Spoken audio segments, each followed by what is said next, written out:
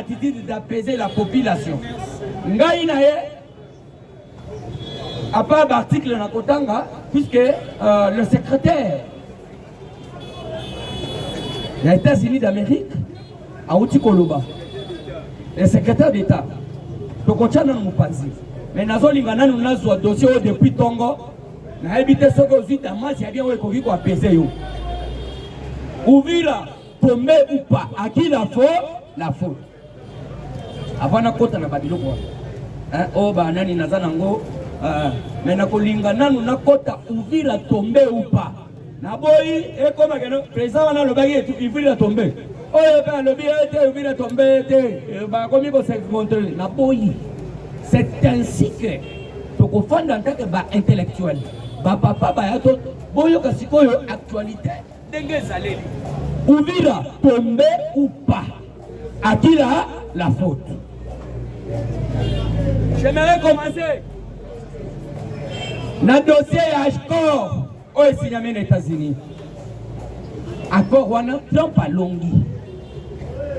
C'est Trump qui est gagnant. L'air Trump est sorti gagnant. Une partie des Européens. Au Valaka Nassima Bachine, Kagame a eu minéraux dans le Congo, c'est pourquoi Bomoni Kagame a alimenté la guerre na Est. Il a double pression. Toyokani? Toyokani? Pression du boss des États-Unis d'Amérique. Trump, le président est mort. Alors, moi, ça tika babilo quand on sort va partir l'Italie. Toyaka va expliquer bino. Pression a mis balé et so uta côté il y a une partie à l'Union européenne. L'Union européenne bango ba yebisi Kagame ne faut pas kotika bitumba. Continuez monsieur. Togolien d'Engeni. Trump a gagné. Marché naïe. Alors, bon, demandez-vous, Kagame a eu l'argent où? Oh, il y a coupé ça 12 000 hommes. Baya, na Lufungi, oh, babomi, batobele, les lots, yoki, pas bon. Non, non, non, non. Bah, continue à casser un an. On a boyi des gars. Toyokan, Asimbongo. La Chine très en colère. Les Américains ont gagné. Chine va na sima Union européenne d'ambu. Balobi yo soko tiki mitalio. Tokolien de venir. Tozo financer. Zwambongo wana. Zoboyi boyi. Et c'est une grosse erreur que Kagame a commis de signer à Washington et ne pas respecter. Yo go segalelo vas-y ouvrir. Moi je ne pleure pas. Je ne pleurniche en aucun jour. Si c'est qu'elle dit Azola Nangaï bien Fatih Beton Mouko Tombol. Même papa Etienne de reste mémoire, Azola Nangaï. Quelqu'un qui pleurniche, c'est quelqu'un qui n'a pas de solution. Moi je ne peux pas pleurnicher. Ouvrir aussi et tomber pas. J'en ai de solution. Je ne peux pas pleurnicher. Il ne peut se vivre. Toyogani. Là dossier. Là où les États-Unis ont gagné. Bon. Yoka Sikoyo, bah Otosali Kobenga ba. Article comme ça n'a pas chité dans ma gambe Fati puisque à qui la faute one au collège banani na komami ka faute. Marco Rubio, secrétaire d'État américain, a sali déclaration.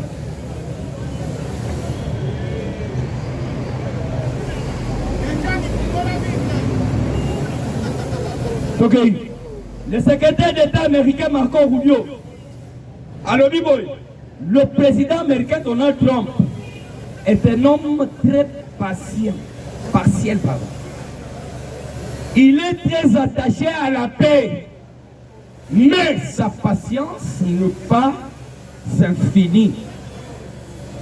S'il n'y a pas de voie vers la paix à court terme, alors le président Donald Trump prendra le mesure nécessaire pour faire payer le prix de toute agression continue. Et ça a été. Et ça, les Américains, ça va causer papa. Les surtout, ça va fléchir, ils vont signer, mais ils peuvent oser les lignes. Ils osent les lignes, ils ne sont pas les États-Unis. Tout ça, mais nous avons comprendre que non. Et ça lit, Makambo, tu vas attraper pour Kagame, mais dans le sac. Au signal, les problèmes des Congolais, c'est l'air entre eux-mêmes. Ils ont dit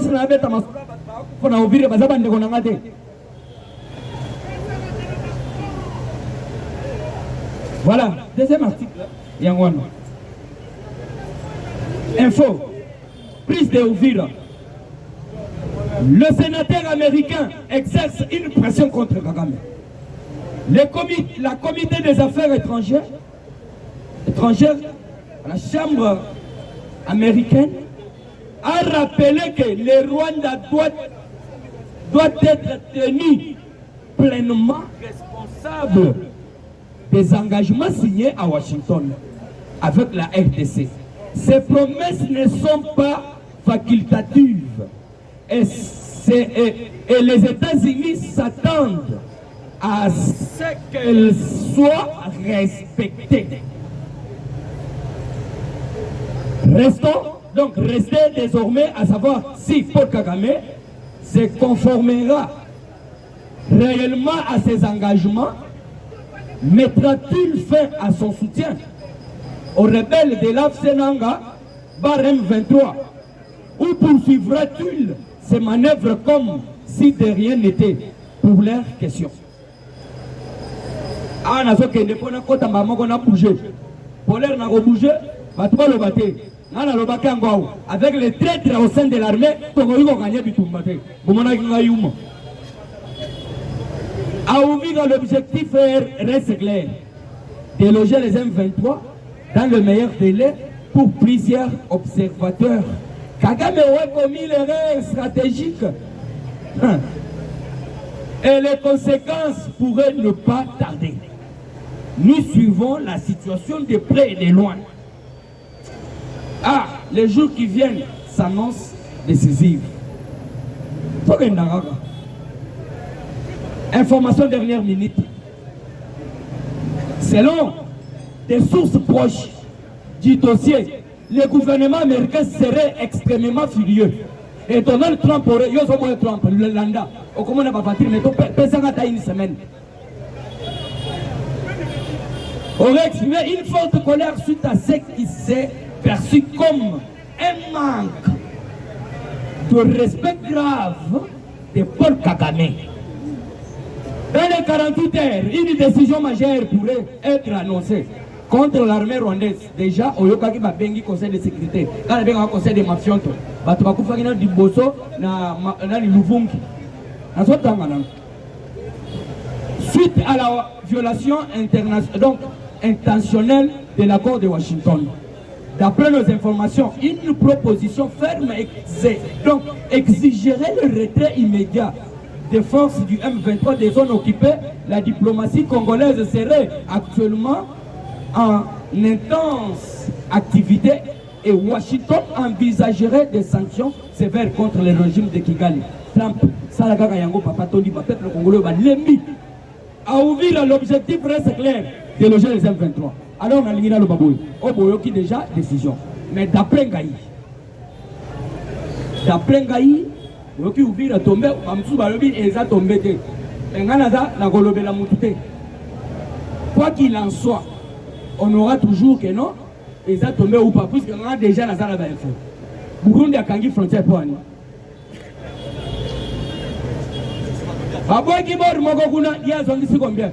Pourquoi votre armée ne répond pas?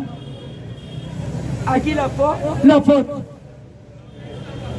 Oui, c'est bel et bien aux États-Unis. Mais si on a signé, nous pouvons aussi répondre. La bannière Fati, vous êtes très bon. Aux Zimbongo doublé, à Soda, à Zouaka. Oya banda kozo 100 000, à 200 000. Oya banda kozo 300 000, à 600 000. Mais comment il ne parvient pas, il y a qu'à défendre sur le terrain. Il ne percevit pas. Tout ça, on a une analyse. Les dossiers sont aboyés. On a une information claire. Mais ça la mentir. Landa. Yoka. À qui la faute? Un, chef d'état-major. Jules Banza, produit à Otosali Kobenga, Tumbawamu, Kwamonda. Yaya Sewoyogi Ouvir est tombé, selon nos informations, il n'y a pas eu de combat. On a cédé comme Gomana Bukavu. Mais comment? Et j'aurais appris que Gilles Banza a le moni bateau Babanda Kobunda Kuna na S Alors vous avez déjà mikolo ko kende na ba nini na ba Lubumbashi na ba côté mususu azu ba oya côté wana ba ye c'est ainsi que oyoki ba tunzu ba lobi ke ba o ba ye wana sika ba moni que repli stratégique avec quelque chose à main ba mtu ba lobi ba zo ba $100 ba mtu ba lobi zo ba zo ba autant il est fait vivre ta chose à la terre ouvrir ouvrir yangwana bozo mona ouvrir de. Et c'est pour vous dire à qui la faute? Au chef de l'État. L'armée est pourrie. Le pouvoir c'est l'armée. Naloba yangwa.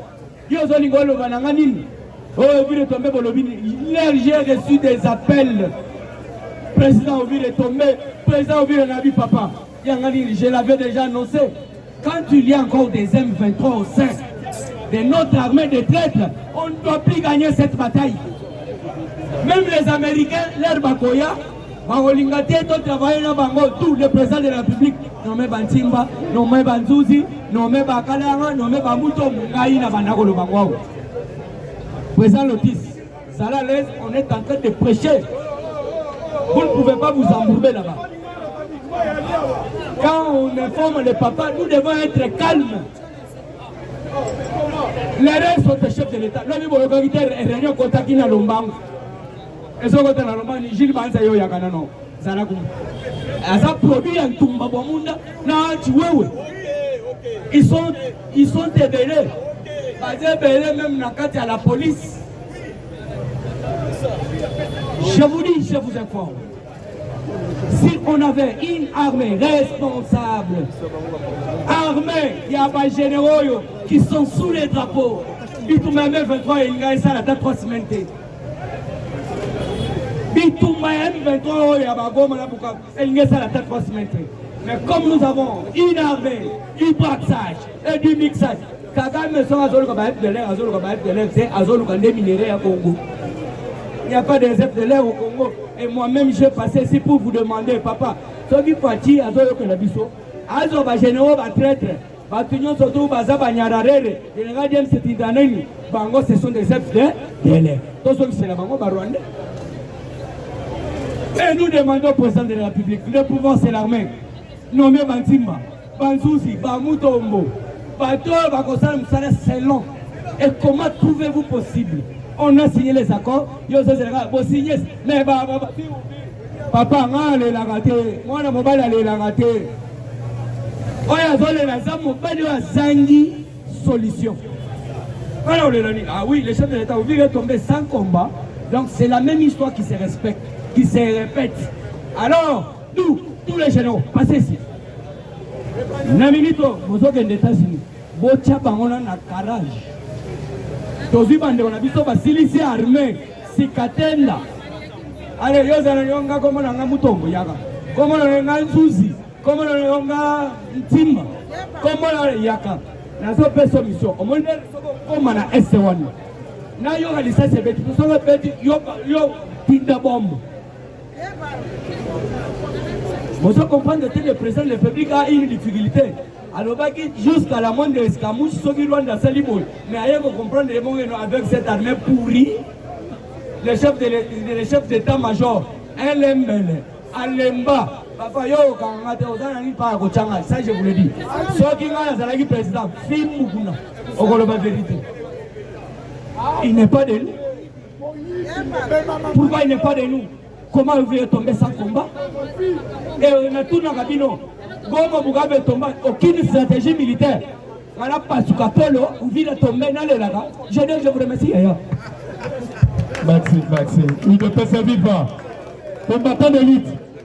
Toi, il s'en a mabé en face. Vous avez le respect de ma président. Toi, il a mis l'actualité, parfois dans l'actualité. Nous avons fait le tomber. Nous avons fait il y a son numéro 1 à Ouazzaline. Il y a son numéro 1 à Ouazzaline. Prof à son numéro 1 à Ouazzaline. Voilà, qui porte-parole, Patrick Mouyayate, le top promo. Vous voulez les tomber, pourquoi vous avez menti? Les autres tombés, nous sauté, photo et bisayo. Mais quand tu as vu, toi, c'est ma Ouazzaline de Ouazzaline. Il y a un moment où on a à partir de 18h. On a massacré. On a dit briefing, il y a Patrick Mouya. Toi, on a dans ce bisalo, il y a le conseil en échange de paroles autour de ta nom à cause. Naya Kana actualité. Soit que l'actualité est dans le même actualité à Kanaté. Chaque jour dans l'actualité, c'est qu'à point on a bien informé. Vrai ou faux? Ouvira, ils ont tombé. Ils allaient réciter pour la mission par Congolais. Parce que Paul Kagame a piégé, ils sont fatigués pour piéger Paul Kagame. Toute la communauté internationale va découvrir que Kagame a piétiné encore. On a dit pour des paroles, on a dit en Belgique. Mais il n'est pas ça le coup d'œil. Il n'est pas ça. Il y a une chose que moi j'ai compris. Combattant, tu comprends l'attitude de Mamoussou Bazalia. Il y a des infiltrés qui sont là. Magamou Yako, vous savez la guitare? Quand vous le tombez, vous aussi à convenir. Moi je suis communicateur. J'ai compris qu'il y a des infiltrés qui sont là.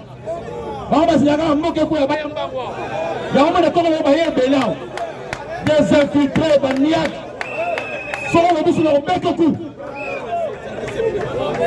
les Congo c'est notre pays. Moi je ne peux pas venir ici inventer votre Congo, non. Je parlerai pour mon pays, pour ma nation. On a dit merci à la béni. Une partie tombée, c'est piégé par quoi il a piège parce qu'ils ont violé l'accord. La même chose le code au comprendre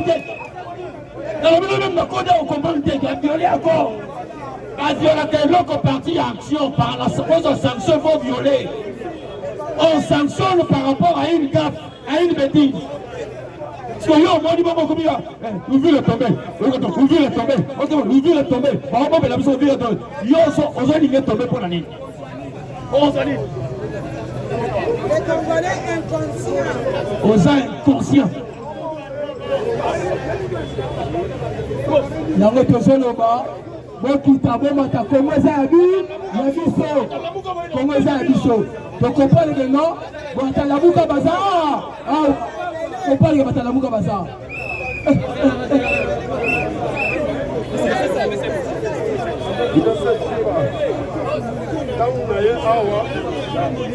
Les appels à peuple congolais.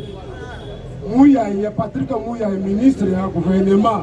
Parce que le briefing là, papa Nelson, Jérôme Chabani. Alors, le but le dossier, il y a est de loin et de près. Et il y a Kolobani. Pour prononcer dans mon okonaïque, vous venez de tomber. C'est-à-dire, quel médiatique il y a pas Rwandais. Oyoyo, nous va faire paniquer la population congolaise. Parce que le ministre, le gouverneur, il y a Ouvira, a outil qu'on pèse à la moto. La moto, il y a 14 heures. Si quoi, il y a des sangs, moto, on a pèse à la boutou ou bien à moi. Politique à information, le bouta. Intelligence artificielle. Il y a un exemple pour le Babylone, il y a le bouta. La Tanga Bana Banda, Bukuna, vous avez pas. Dans le bâtiment, merde à ouvrir à Pessi ma moto. À Pessi 45 motos, pas dans la moto. La Tanga, la 6e homme, la monnaie, il me semble que le bambou. Vous avez pas. Il y a tout dans le micro. Ma collègue Anderson. On est sénateur à Sokota. Président de clôture. Ça va être. Sénateur à Sokota, Moloto à Sokota. Tu mettez Moloto, ma casse. IDP c'est vivant. IDP c'est vivant. Ma combattant Bazalia. Non, on dirait IDP c'est changé. IDP c'est dans la beauté. Tu m'as commis la poste. Il y a une information de ces pays Sabino. IDP c'est vivant. Tozali awa tozala nde bitumba bino nyonso bozali awa et asusi ya mboka nde memaka bino awa à un moment il faut comprendre mpe bato mosusu oso bayoki mboka etombe baboya et asusi ya mboka mais attention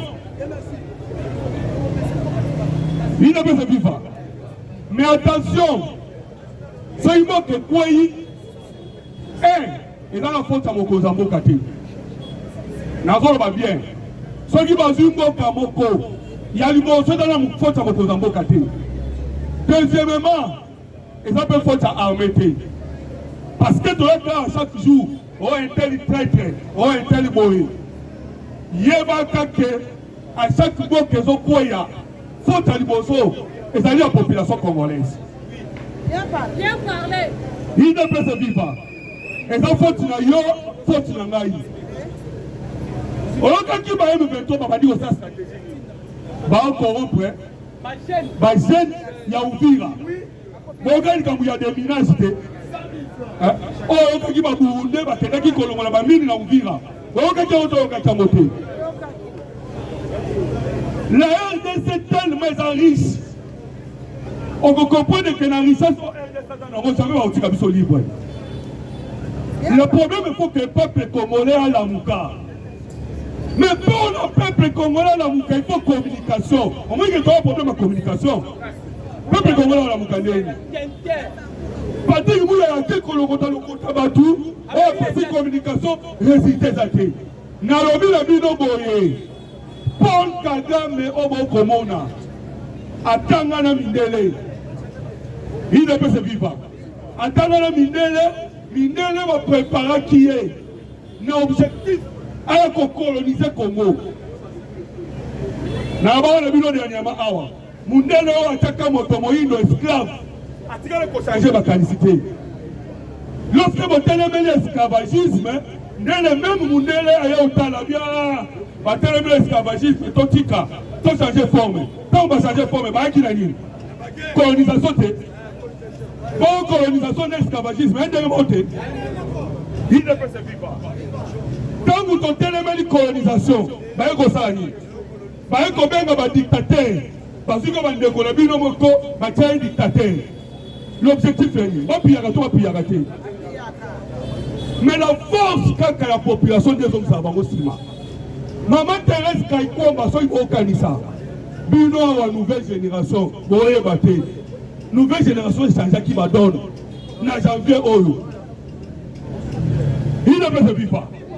Pour changer qui va donner na janvier Oyo. Maman Thérèse Kaikomba, dans mon Kendaki, a d'autres pression diplomatique. Pression. Vous avez vu, ma souka. Ma souka, le baini.